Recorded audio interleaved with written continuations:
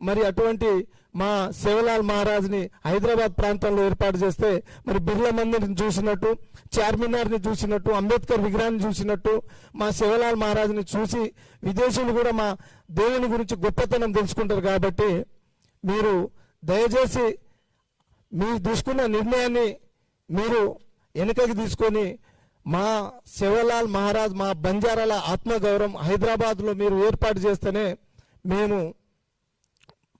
అదేవిధంగా మరి ఈరోజు మనం చూస్తూ ఉన్నాం, మరి సీఎం రేవంత్ రెడ్డి గారు అంటూ ఉన్నారు, మరి నల్లమల్ల ఫారెస్ట్లో సేవలాల్ మహారాజ్ విగ్రహాన్ని ఏర్పాటు చేసి అక్కడ మేము డెవలప్ చేస్తామని.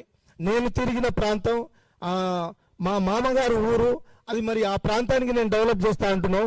మరి మనం చూస్తూ ఉన్నాం గత కొన్ని సంవత్సరాల నుండి పక్కనే మనకు అందరికీ అందుబాటులో ఉన్న నాగార్జున